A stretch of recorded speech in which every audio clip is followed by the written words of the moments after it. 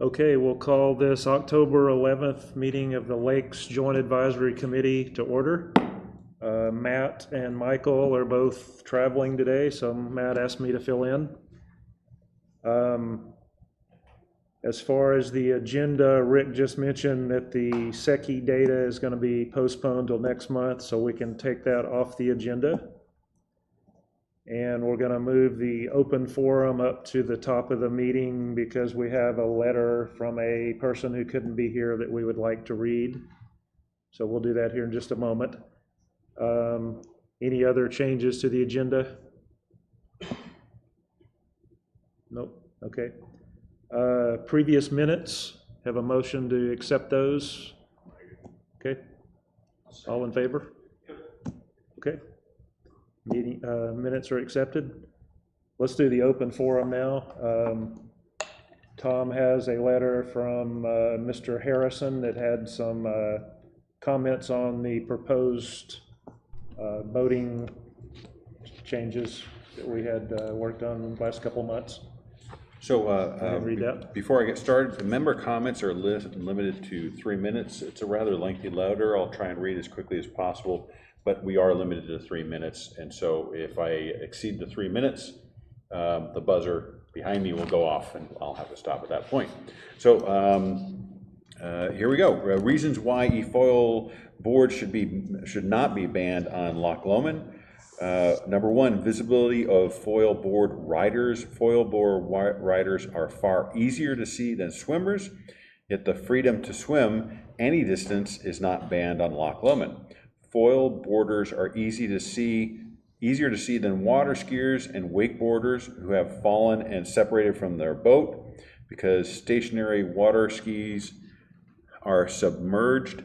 Yet the freedom to water ski and wakeboard is not banned on Loch Lomond. Foil board riders are just as visible as stand-up paddle boards, and the freedom to stand up is not banned on Loch Lomond. Note, even the POA now decides to make visibility a heightened concern that won't require banning stand-up paddle boards, water skiers, wakeboarders, or foil boarders completely, but could be addressed by merely requiring high visibility PFD vests to be worn when boarding on any type of board. Number two reason, the proper definition of personal watercraft is narrow. The definition can't be broad. Every resident's boat on the lake is a watercraft and is also personally owned and used, not publicly owned. If the phrase personal watercraft were literally or broadly understood by every BV resident's boat on the lake would be banned. Instead, personal watercraft is widely colloquially understood to refer to one type of watercraft, jet skis, and wave runners. Also referred to as a jet-propelled boat ridden like a motorcycle. It would be confusing to the public for the BVPOA regulations to redefine personal watercraft to have a meaning that is broadened beyond the normal colloquial understanding. Number three reason, e-foil boards are properly characterized as boards, not personal watercraft. E-foil boards are water toys similar to other boards used in lakes, like wakeboards or supboards, and they should be characterized accordingly. Like wakeboards, foil boards may be towed behind boats. Wakeboards are allowed on Loch Lomond. Like stand-up paddle boards, foil boards are quiet, can be carried by the owner on land, and are ridden standing up. Stand-up paddle boards are allowed on Loch Lomond. Number four, unlike personal watercraft, e-foil boards do not endanger others. The POA does not ban adults from voluntarily engaging in water skiing on Loch Lomond.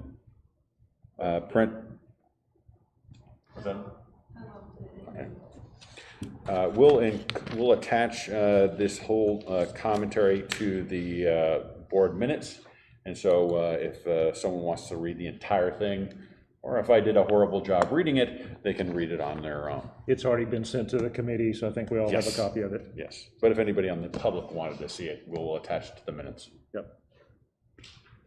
Any other comments from the floor? Okay. Okay, let's move into management comments. Tom? Let's have Rick go first. Rick? Okay. So we are about to start the Lake Windsor drawdown next Monday. Final warning about that. It'll be started on October the 16th and conclude on February the 19th. We're shooting for 3 inches a day on the drawdown. The boat ramp at the dam should remain functional, although there may be some hazards that become obvious as the lake comes down, so we ask that people be careful there. I did talk to the manager of the Tanyard Creek Bridge project that's wrapping up right now, and they're to the point where they are beginning to take out that temporary road. And I told him that if the drawdown and the increased water that will happen because of that causes them any issues, to get with me, and we can slow down the water or stop it temporarily until they can get those culverts out. He said that he appreciated that. Again, we're going to close the valves on February the 19th to allow the lake to come back up, but that does not mean it'll be at full pool for a couple weeks.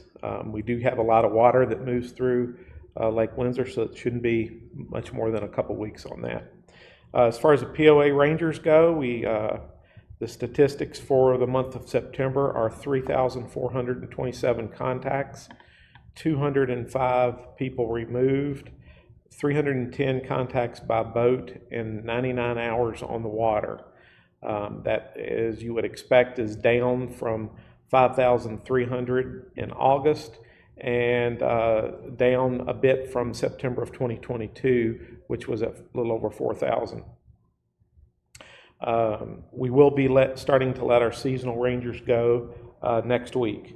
So we'll go back to our winter staff after next week. Grounds maintenance has been working on dock repair and sealing the wooden docks. They've also begun our seasonal lake cleanup. They go out to the backs of coves and clean up any trash that's accumulated over the year. They're doing that now. And our recent hires in grounds maintenance seem to be working out very well. Baker Elementary third graders had a field trip to the Tanyard Creek Lake Windsor Dam area last Friday. I believe the fly tires had a station, and our Lakes Ecology staff also manned a station talking about the fish in the lake and overall lake ecology. I'll be starting a new pond for bluegill out at our aquaculture complex. I'll be starting that later this week. We'll overwinter some bluegill and release them next spring. We're purchasing channel catfish that'll be released later this month in all of our lakes, except Lake Avalon, which we stocked with our fish that we produced ourselves. Just a reminder, as we go into the winter, we'll be stocking Lake Brittany with trout once a month, beginning the first part of November. And if approved, I've reserved the date for the 2024 Kids Fishing Derby for May 18th at the Metfield Clubhouse Pond. And that's all I guess we had a large catfish come out of Loch Lomond. Oh, yes, we did. Last week? Yes, we did, and I should have sent the picture. 80 pounds, estimated to be 80 pounds. He didn't, it was in the paper.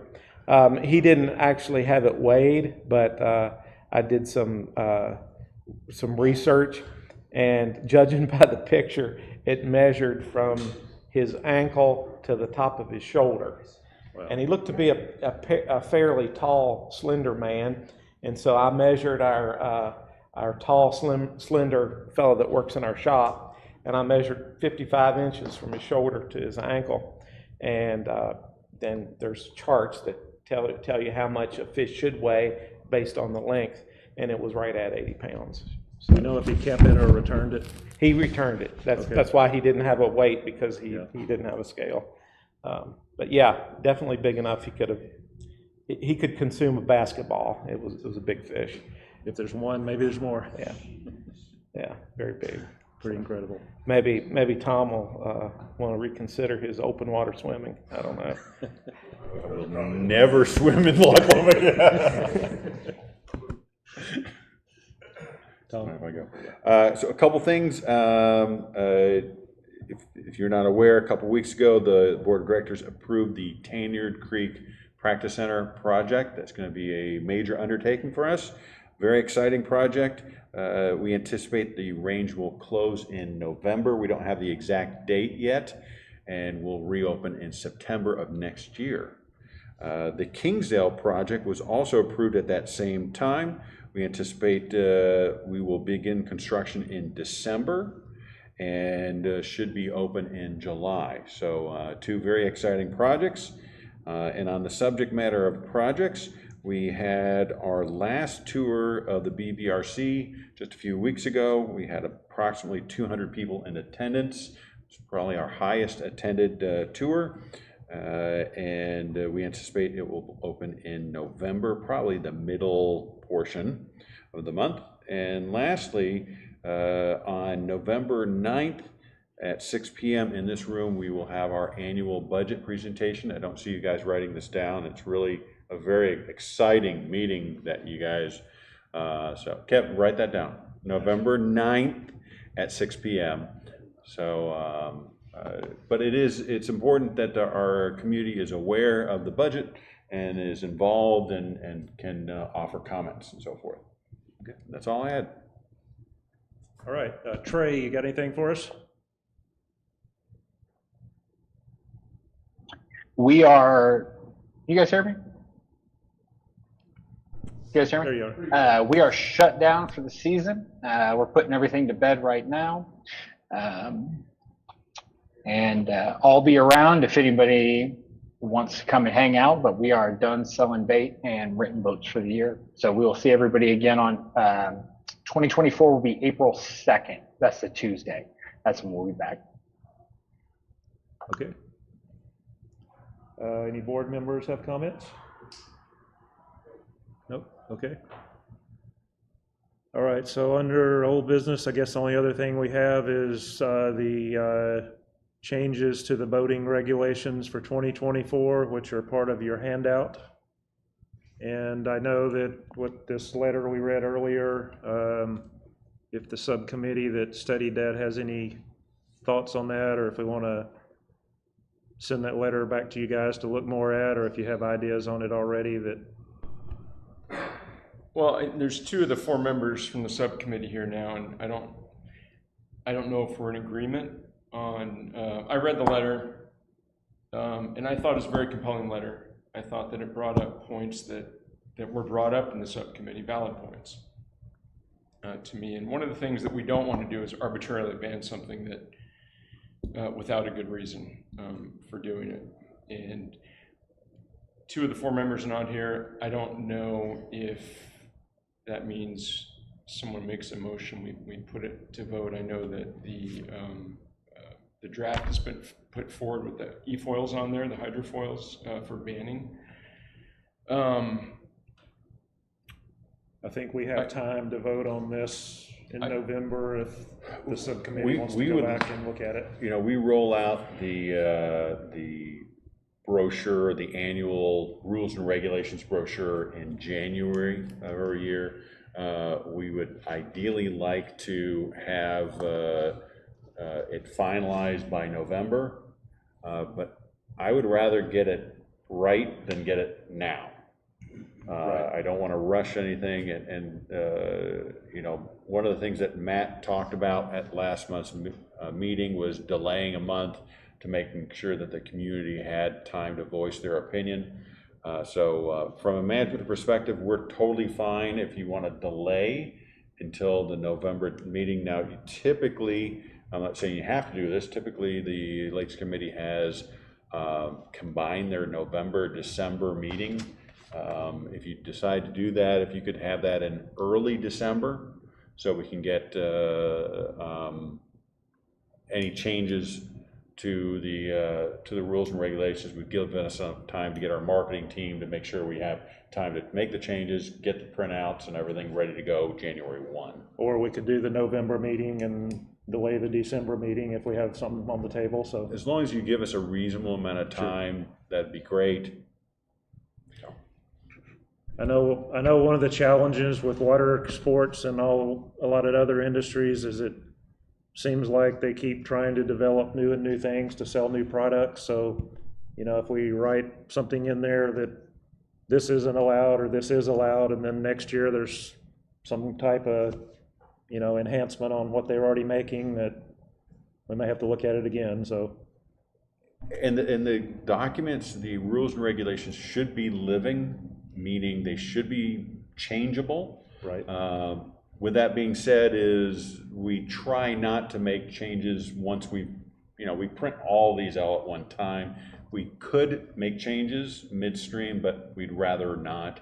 So if the committee can vote on it, we make the changes, or potentially you made the decision not to make any changes to the rules and regulations. That's your decision.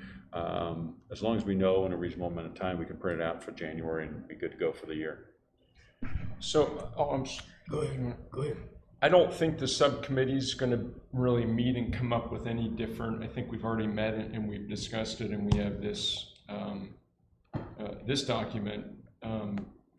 So is that something that we can vote via email, or, because I don't think we're going to be meeting again this next month before the next meeting. I don't think that we've discussed it. All we have is this right now, and after speaking with Scott, I don't think there's going to be any differences in what our beliefs are at this point. Is that something that we could send out in an email format to the group, or do Hey, we want Scott, to wait? you mind until getting next closer to the week? microphone?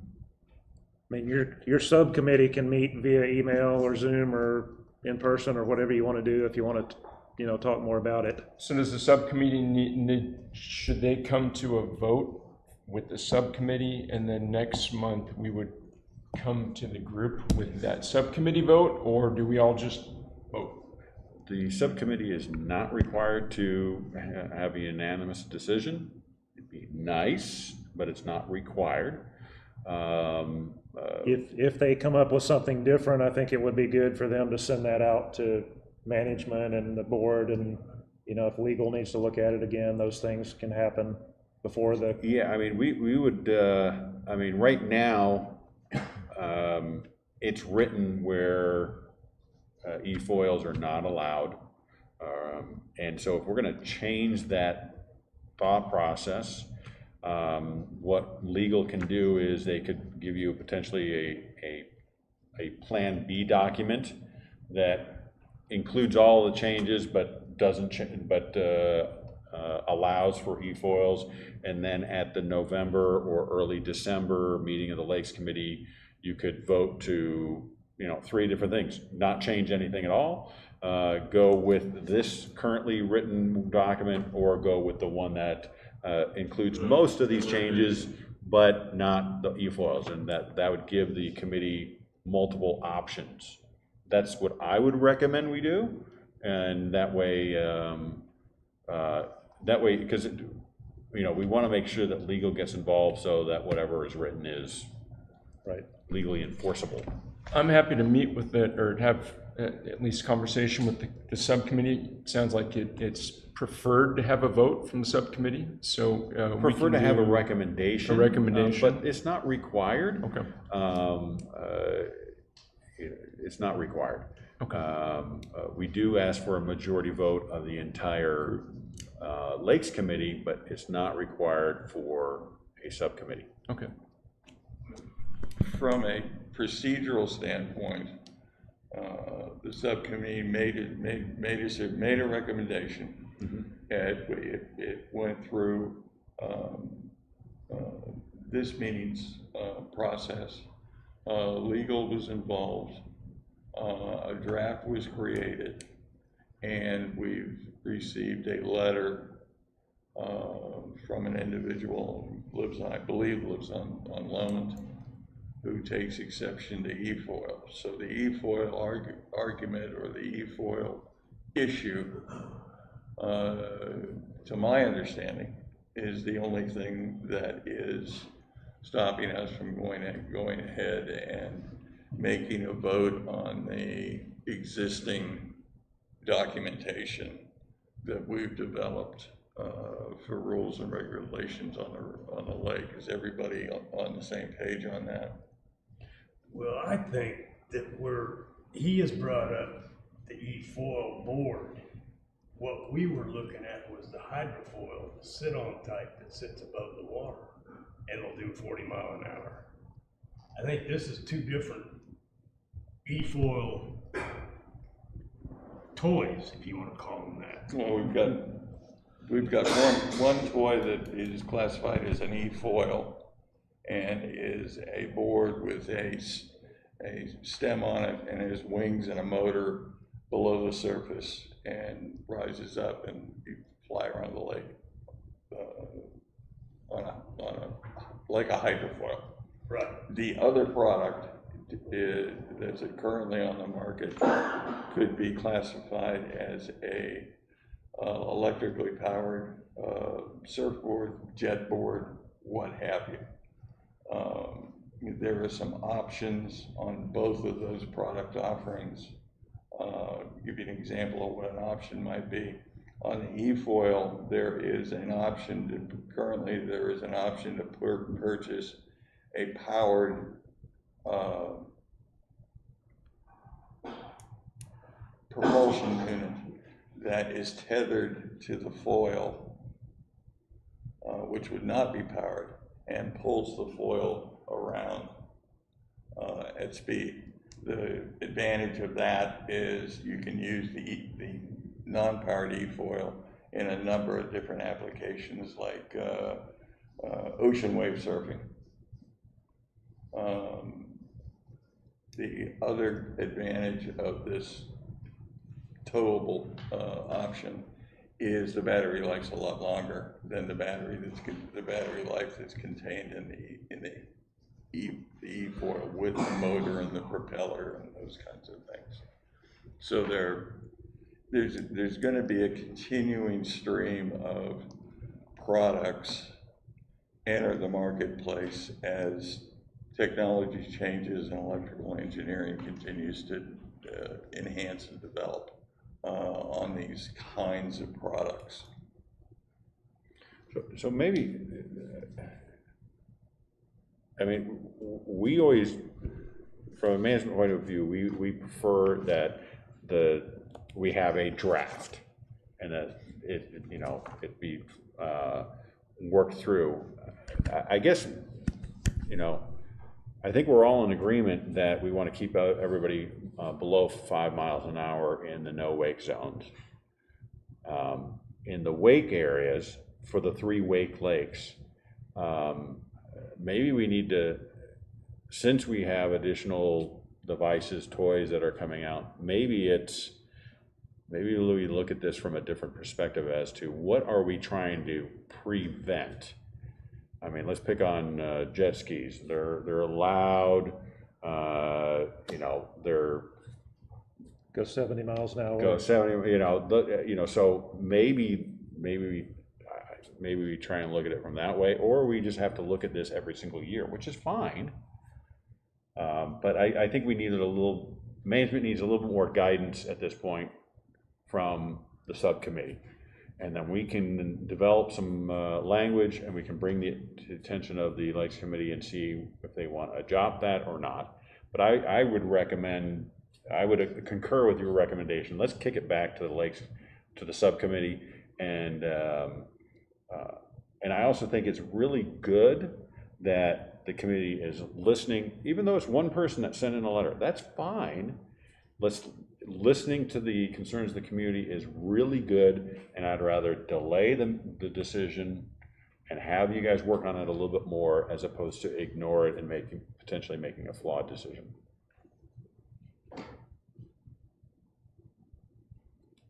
You guys okay with that? Do we need to do that by motion or to just? No, I think we're good, and you guys work on it, and then once you guys come to some sort of resolution, email us. And this is the direction we want to go, and then we will write language that will reflect that. Okay, I think we just need to define the differences that we're looking at here. Because if the e-board that Mr. Harrison is talking about is not an issue on any of the Wake Lakes, or any of the lakes really, but the hydrofoil electric would be, we need to distinguish that, I think. I agree. And we have to make it easy for the member to understand, Right. and easy for the lake ranger to understand. We got to make sure it's easily applicable and enforceable, because if there's any confusion, then God forbid we pass a regulation and then the lake rangers, it's so convoluted and confusing that the lake rangers inadvertently make an error, or a member just doesn't understand the difference and makes an investment and purchase something and then all of a sudden realizes it's not allowed. So let's just make sure that we try and get as clear as possible so that there's no misunderstanding. okay. Let's do that. Okay. And I guess in light of that, why don't we plan on having a November meeting? I'm good So with we that. can- if Or they like I have a said, decision, then often we you can guys have it get that early in. December. That way you get through Thanksgiving. What you've done is had the meeting in the first week of December. Previously, this is what you've done. I mean, I would agree. You can definitely have your standard meetings if you want, but most people don't want to meet in the latter portion of December. Okay, Plus, it's a little bit cold out there, so. Do we need a motion for that, to have a regular November meeting and then an early December meeting to finalize things? Yeah, if you want to, just so you're aware, the first Wednesday in December is the 6th. I'll make the motion that we have a normal November meeting, the second Wednesday, and then follow-up meeting, 6th of December at 2 o'clock here. And the goal will be for the subcommittee to have that recommendation to you before the next meeting. If you could get it to us far enough in advance if you can get us a week ahead of time, Yeah, and that will give us sufficient time to put everything together. 8th should be the second week of November, I'm sorry, December. It's November 8th or December 6th. It's up to you. But I would say that why, normally you guys combine those. Why don't you go, instead of having one in November, have one just in December, December the 6th, okay. December the 6th, and you're combining those two together. I'll make that motion that we do that, have the combined meeting December 6th. Okay, I'll Discuss second. this further. Second. All in favor? Aye. Okay, all right, next meeting is December the 6th. Outstanding. Okay.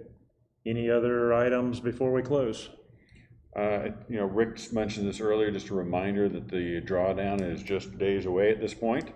I spoke with the city representative just a little bit ago, and they're looking forward to getting to work on that project that's been waiting for a while. So they're looking forward to getting that road finished and reopened. Do they know how long that will take? They have given no specific answer on that because they don't know how bad it is Till they get down to it? until they're able to remove what is currently there. That time they'll figure out if it's really straightforward or if it becomes a nightmare. Hopefully it's quicker than the other two bridges on Hopefully this end. it's a quick job and they're in and out, but you never know sometimes. All right, with that, we'll be dismissed.